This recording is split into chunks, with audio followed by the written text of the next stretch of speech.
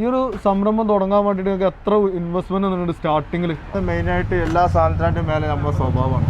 നമുക്ക് ഈ ഒരു ബിസിനസ് നിന്ന് ഒരു ദിവസം ഏകദേശം എത്ര രൂപയുടെ വിറ്റുവരവ് കിട്ടും? ഉണ്ടാക്കുന്ന കടികളുടെ ലിസ്റ്റ് ഒന്ന് പറയാൻ പറ്റുമോ? ഈ ഒരു ബിസിനസ്സിലേക്ക് ഇറങ്ങിയതിന് ശേഷം ജീവിതം ഹാപ്പിയാണോ?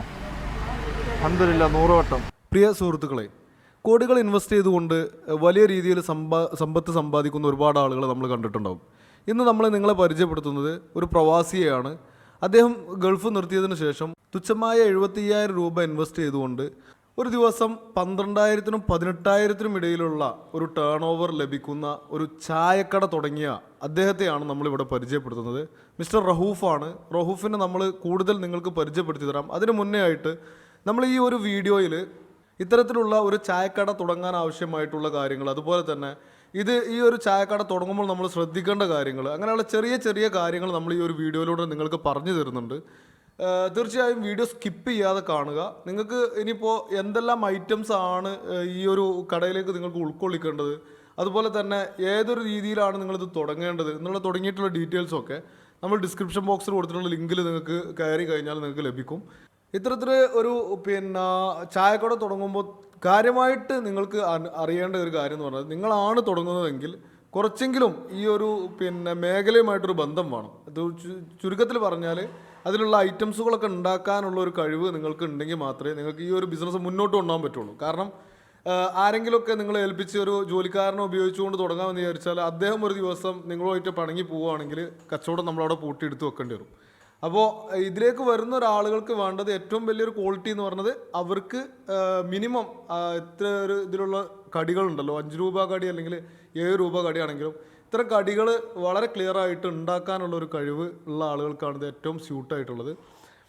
പിന്നെ തുടങ്ങുമ്പോൾ ഇത് ശ്രദ്ധിക്കേണ്ട കാര്യങ്ങൾ, ഒന്ന് ഒരു ഹൈവേയുടെ സൈഡിലാണെന്നുണ്ടെങ്കിൽ വളരെ ഭംഗിയായി ഹൈവേയുടെ സൈഡിൽ നല്ലൊരു വ്യൂ ഉള്ളൊരു പ്ലേസ്, കുറച്ചൊരു ലെങ്ത്ത് കൂടിയ വളവും തിരിവില്ലാത്തൊരു ഏരിയ തിരഞ്ഞെടുക്കുകയാണെന്നുണ്ടെങ്കിൽ അവിടെ വാഹനങ്ങൾ നിർത്താനും അതുപോലെ തന്നെ നിങ്ങളുടെ ഷോപ്പ് കാണാനും ഒക്കെ ഉള്ള ഒരു സാധ്യത ഉണ്ട്. കുറച്ച് കാര്യങ്ങൾ നമുക്ക് എന്തായാലും റൗഫായിട്ട് നേരിട്ടുള്ള ഡിസ്കഷനിലൂടെ മനസ്സിലാക്കാം. അപ്പോൾ വീഡിയോ സ്കിപ്പ് ചെയ്യാതെ കാണാം. എല്ലാവരും ചാനൽ സബ്സ്ക്രൈബ് ചെയ്യുക, നമ്മൾ സപ്പോർട്ട് ചെയ്യുക. ഓക്കെ, നമുക്ക് നേരെ വീഡിയോയിലേക്ക് പോകാം. Welcome back to business development foundation. നമ്മളെ ചാനലിലൂടെ ഒരുപാട് ബിസിനസ് ആശയങ്ങൾ ഞങ്ങൾക്ക് ഷെയർ ചെയ്ത് തന്നിട്ടുണ്ട്. ഒരുപാട് ആൾക്കാർ കമൻറ്റിലൂടെ ചോദിച്ചിട്ടുണ്ട് ചെറിയ ആളുകൾക്ക് തുടങ്ങാൻ പറ്റിയ ബിസിനസ്, അത് വിജയിപ്പിച്ച ആളുകൾ ആരെങ്കിലും നിങ്ങൾക്ക് ഇൻട്രൊഡ്യൂസ് ചെയ്യാൻ പറ്റുമോ എന്നുള്ളത്. അപ്പോൾ ഞങ്ങളുടെ നാട്ടിൽ തന്നെ 5 രൂപ കടി ചായയിലൂടെ തുടങ്ങി വലിയ രീതിയിൽ ഒരു ബിസിനസ്, ആ ഒരു ബിസിനസ് അതിൻ്റെ ഏറ്റവും ജനത്തിലെത്തിക്കാൻ പറ്റിയിട്ടുള്ള ഒരാളാണ് നമ്മളെ മുന്നിൽ നിൽക്കുന്നത്. റഹൂഫ് എന്നാണ് അദ്ദേഹത്തിൻ്റെ പേര്. കീശേരിയിലാണ് പ്ലേസ്. അപ്പോൾ നമ്മൾക്ക് റഹൂഫിൻ്റെ വിശേഷങ്ങൾ, ഈ ഒരു ബിസിനസ് ആശയം, ഇതിൻ്റെ കുറിച്ചുള്ള ഡീറ്റെയിൽഡ് ആയിട്ടുള്ള കാര്യങ്ങൾ ഒന്ന് ചോദിച്ച് മനസ്സിലാക്കാം.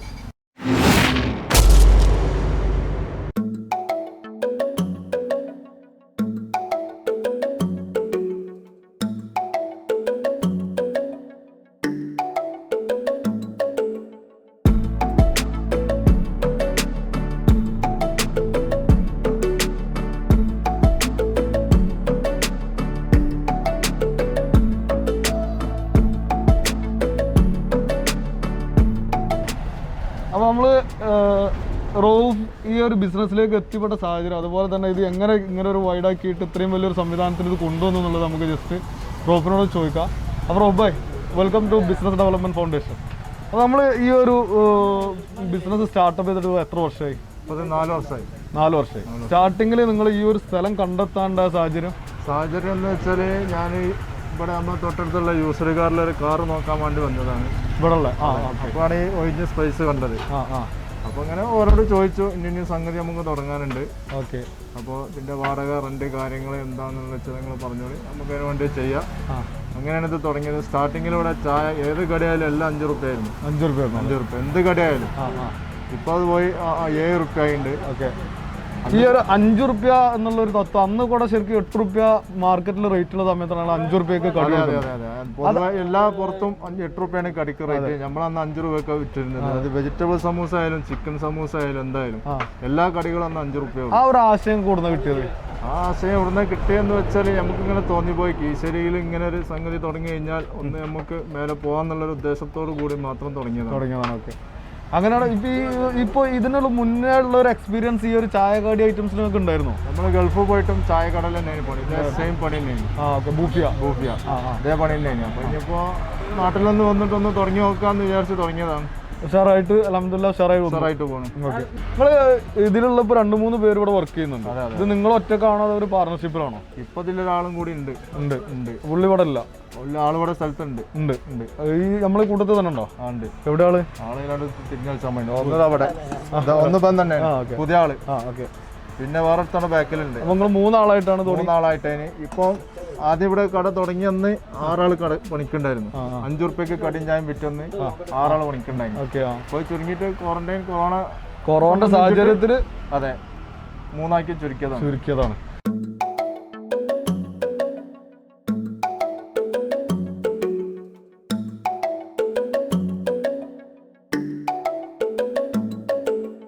ഈ ഒരു സംരംഭം തുടങ്ങാൻ വേണ്ടിയിട്ട് എത്ര ഇൻവെസ്റ്റ്മെന്റ് വന്നിട്ടുണ്ട് സ്റ്റാർട്ടിങ്ങിൽ? സ്റ്റാർട്ടിങ്ങിൽ നമുക്കൊരു 75 ഉറുപ്പ്യ വന്നിട്ടുള്ളൂ. 75,000 രൂപ. ഈ ഒരു സെറ്റപ്പ് ഇവിടെ ഉണ്ടാക്കാനും ഈ ഒരു സെറ്റപ്പ് ഒന്നുമില്ല, കാലി സ്പോട്ടിന് എല്ലാം നമ്മൾ ചെയ്തതാണ്. എന്തൊക്കെ നിങ്ങൾ ഇവിടെ തുടങ്ങാൻ വേണ്ടിയിട്ട് ചെയ്തത്? അന്ന് നമ്മൾ കാര്യമായിട്ട് ഒന്നുമില്ല, ചെറിയൊരു 4 കമ്പി കഷ്ണമൊക്കെ വാങ്ങിയിട്ട് ഇങ്ങനെ ചെയ്തു. പിന്നെ അത് ചെറിയൊരു ചായ കടയായിരുന്നു. പിന്നെ അത് ആളുകൾ വരുന്നതനുസരിച്ച് നമ്മളിങ്ങനെ വിപുലീകരിച്ചു കൊണ്ടുവന്നു. ഡെവലപ്പ് എത്ര ആൾ വന്നാലും നമുക്ക് കണ്ടിന്യൂ ചെയ്യാൻ കഴിയും. ഓക്കെ. അത് ഇപ്പോൾ മേജറായിട്ട് നിങ്ങൾ ഇവിടെ ഉപയോഗിക്കുന്ന മെറ്റീരിയൽസ് തന്നെ ഗ്യാസ് ആണ് അല്ലേ? പിന്നെ വേറെ എന്തൊക്കെയാണ് നിങ്ങൾ ഇവിടെ ഉപയോഗിക്കുന്നത് ഇതിന് വേണ്ടിയിട്ട്, ഒരു സ്ഥാപനം നിലനിർത്താൻ വേണ്ടിയിട്ട്? സ്ഥാപനം നിലനിർത്താൻ വേണ്ടിയിട്ട് ഒന്ന് മെയിനായിട്ട് എല്ലാ സാധനത്തിൻ്റെ മേലെ നമ്മുടെ സ്വഭാവമാണ്. അതാണ് സാധനം ഏതും കടയിൽ നിന്ന് വാങ്ങാൻ കിട്ടും. മെയിൻ നമ്മുടെ സ്വഭാവമാണ്. ഇത്ര ആളെ കൈകാര്യം ചെയ്യുന്നത് ചായക്ക് കടിയില്ലെങ്കിലും ശരി നമ്മളാണ് കണ്ടാൽ മതി, അവിടെ ഇരിക്കും. അതാണ്. ഓക്കെ. പിന്നെ നമ്മൾ ഇവിടെ മേജറായിട്ട് പിന്നീട് നിങ്ങൾക്ക് വന്ന അപ്ഡേഷനിൽ ഫ്രിഡ്ജ് കാര്യങ്ങളൊക്കെ പിന്നീട് വന്ന അപ്ഡേഷൻ ആണോ? സ്റ്റാർട്ടിങ് ആ 75 അതൊക്കെ പെട്ടിട്ടുണ്ട്. ഓക്കെ. അപ്പൊ ഈ കൗണ്ടർ അന്നേയുള്ള കൗണ്ടറാണത്? വീഡിയോ തുടങ്ങിയ അന്നുള്ള കൗണ്ടറാണ്. കറണ്ട് കണക്ഷൻ ഒക്കെ നിങ്ങൾ എടുത്തതാണ്? നമ്മൾ കണക്ഷൻ എടുത്തതാണ്. അതിനിപ്പോ ഇതിന് നിങ്ങൾക്ക് നമ്പറോ കാര്യങ്ങളോ ഉണ്ടോ? ബിൽഡിംഗ് ഓർഡർ അതിന്റെ നമ്പർ എല്ലാ കാര്യങ്ങളും തന്നെ സെറ്റാക്കി ലെവലിൽ തന്നെയാണ് കറണ്ട് എടുത്തത്. അപ്പൊ നിങ്ങൾക്ക് ഇതിന് പ്രത്യേകം പെർമിഷനോ കാര്യങ്ങളോ FSSAI രജിസ്ട്രേഷൻ അങ്ങനെ എന്തെങ്കിലും? എല്ലാ പഞ്ചായത്ത് ഭാഗ ലൈസൻസ് ഉണ്ട്. പിന്നെ കേരള വ്യാപാരിന്റെ പേപ്പർ എല്ലാ സംഗതികളും ക്ലിയർ ആക്കി വെച്ചതാണ്. അങ്ങനെ തന്നെയാണ് കൂടെ പേപ്പർ എല്ലാം ക്ലിയർ ആക്കിയിട്ട് തന്നെയാണ് മുന്നോട്ട് പോകുന്നത്. പേപ്പർ എല്ലാം ക്ലിയർ. അത്ര ലേറ്റർ. ഓക്കെ.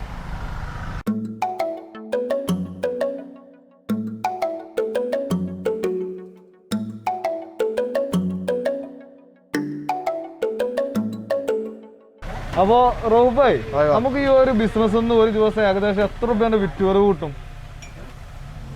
വിറ്റുവരവ് എന്ന് വെച്ചാൽ എന്താ പറയാം, ഒരു ദിവസം ആവറേജ്, ഒരു മാസത്തിലല്ല ഒരു ദിവസത്തെ ആവറേജ്.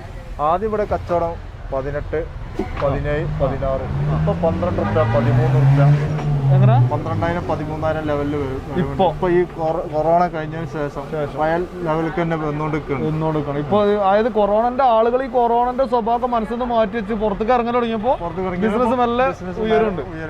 ഓക്കെ. ഏകദേശം എത്ര മണി മുതൽ എത്ര മണി വരെ നിങ്ങൾ വർക്കിംഗ് ടൈം എടുക്കുന്നത്? രാവിലെ 6 മുതൽ കട സ്റ്റാർട്ട് ചെയ്താൽ ഇപ്പൊ കറക്റ്റ് സർക്കാർ ടൈം 8 മണിയാണ്. 8 മണി. എന്നാലും 8-8:30 വരെ അവിടെ ഉണ്ടാവും. അല്ലാത്ത സമയങ്ങളിലാണ് സമയങ്ങളിൽ രാവിലെ കറക്റ്റ് 6:00 തുറന്നാൽ രാത്രി 11-12 മണി വരെ വർക്ക് ചെയ്യാറുണ്ട്. കൊറോണക്ക് മുന്നേ. അതെ. ഓക്കെ. ഉണ്ടാക്കുന്ന കടികളുടെ ലിസ്റ്റ് ഒന്ന് പറയാൻ പറ്റുമോ? ഇവിടെ കടി ഉണ്ടാക്കണമെന്ന് വെച്ചാൽ സമൂസ ഉണ്ട്, ഉള്ളിവട, പഴംപൊരി, ഉഴുന്നുവട, പരിപ്പ് വട, മസാല ബോണ്ട അതായത് കായപ്പം, പരിപ്പ് വട, പൊക്കവട, മുളക് ബജി, കായ ബജി, കിഴങ്ങ് ബജി, കടിയിലെ ഉൽപ്പന്നങ്ങളെല്ലാം ഇവിടെ ഉണ്ട്. അതിൽ നിങ്ങൾ എന്തെങ്കിലും സ്പെഷ്യലൈസ് ചെയ്തിട്ടുണ്ടോ ഇവിടെ സാധനത്തിൽ? സ്പെഷ്യൽ എന്ന് പറഞ്ഞാല് അധികം ഒന്നുമില്ല. ഈ പറഞ്ഞ സാധനങ്ങൾ നിങ്ങൾ ഇവിടെ ഒരു തൂമും അതേപോലുള്ള ചെറിയ പൊടിക്കൈകൾ കൊണ്ടുവന്നല്ലോ. അതാ ചോദിച്ചത്. അത് എന്താ വെച്ചാല് വലിയ റേഞ്ചിലുള്ള കടയിലും ഈ കടയത്തെ സാധനമൊക്കെ ഒന്ന് തന്നെയാണ്. തൂമ്പും ചട്ടിങ്ങും ഒക്കെ എന്താ വെച്ചാല് അത് അങ്ങനെ ഒപ്പിച്ച് പോവാണ് കൂട്ടത്തിൽ. അതുകൊണ്ട് തന്നെ ആളുകൾ ഇരുന്ന് ചായ കുടിക്കാനും അതിനുള്ള ഒരു പ്രത്യേക സാഹചര്യം ഉണ്ടാവുന്നുണ്ട് അല്ലേ? ചില ആളുകൾ നമ്മള് തൂമ്പും ചട്ടിനിക്കുമായിട്ട് പാർസലിന് വരുന്നവരുണ്ട് വാങ്ങാതെ. അതെ, ഞാൻ പലപ്പോഴും അതിന് വേണ്ടിട്ട് വന്നിട്ടുണ്ട്. കടി അത് കിട്ടി ആ തൂമ്പും ചട്ടിനും കിട്ടണമെങ്കിൽ ശരിക്കും ചായക്കട പോയാൽ കിട്ടൂല, ഇവിടെ വന്നാലേ കിട്ടുള്ളൂ. പിന്നെ ഇതിന് വേസ്റ്റേജ് എന്താ ചെയ്യണത്? വേസ്റ്റേജ് പേപ്പറുകൾ മാത്രം കത്തിക്കും, പ്ലാസ്റ്റിക്കുകൾ നമ്മൾ തൂക്കി വിൽക്കുക. തൂക്കി വിൽക്കുകയാണ്. കാര്യമായിട്ട് വേസ്റ്റേജ് വരുന്നത് പിന്നെ ഈ വെജിറ്റബിളിന്റെ ഇതിന്റെ ഒക്കെ വേസ്റ്റ് പിന്നെ വളമായിട്ട് ഉപയോഗിക്കാം. അതുപോലെ വളമായിട്ട് ഉപയോഗിക്കും. പിന്നെ നമ്മളവിടെ കീസിലാക്കി വെക്കും. അത് ആട്, പോത്ത്, പൈക്കളൊക്കെ ഉള്ളവരെ അത് വന്ന് കൊണ്ടുപോകും. അതുകൊണ്ട് അതിന്റെ വേസ്റ്റേജ് നമ്മൾ അറിയണ്ട. ഒന്നും അറിയണ്ട. ഈ ഇളനീർ സാധനങ്ങളൊക്കെ കൊടുത്ത് വരുന്നത് ഇളനീര് നാട്ടിലത്തുണ്ട്, അട്ടപ്പാടി വഴി വരുന്നുണ്ട്. നാട്ടിലത്താണോ അട്ടപ്പാടിയാണോ ലാഭം? ലാഭം അട്ടപ്പാടിയാണ്. അട്ടപ്പാടിയാണ് അല്ലേ? ഈ ഒരു ബിസിനസ്സിലേക്ക് ഇറങ്ങിയതിന് ശേഷം ജീവിതം ഹാപ്പിയാണോ? അൽഹംദുലില്ലാ 100 വട്ടം ഹാപ്പിയാണ്. ഓക്കെ. അപ്പോൾ റൌഫ് ഭായി ആയിട്ടുള്ള ഈ ഒരു ഇന്റർവ്യൂ എല്ലാവരും കണ്ടിട്ടുണ്ടാവും. നമ്മൾ കാര്യമായിട്ടുള്ള ഒരു ഫ്രണ്ട്ഷിപ്പ് ബേസിലാണ് ഞങ്ങൾ ഒരു ഇന്റർവ്യൂ ചെയ്തിട്ടുള്ളത്. അപ്പോൾ റൌഫ് ഭായിയുടെ ബിസിനസ്സിന്റെ യഥാർത്ഥം, അതായത് വെറുതെ പറയുന്ന രീതിയിലല്ല. മറ്റുള്ള ബിസിനസ്സുകാരൊക്കെ പലതും ഹൈഡ് ചെയ്തിട്ട് സംസാരിക്കാൻ ശ്രമിക്കും. അങ്ങനെയല്ലാതെ നോർമലായിട്ട് ഫ്രാങ്കായിട്ട് മൂപ്പര കാര്യങ്ങൾ ഫുള്ളായിട്ട് നമുക്ക് പറഞ്ഞു തന്നിട്ടുണ്ട്. അപ്പോൾ ഈ ഒരു വീഡിയോ എല്ലാവർക്കും ഇഷ്ടപ്പെട്ടിട്ടുണ്ടെന്നാണ് വിചാരിക്കുന്നു. അടുത്തൊരു വീഡിയോയിൽ കാണുന്നവരെ ശുഭദിനം. Thank you for watching.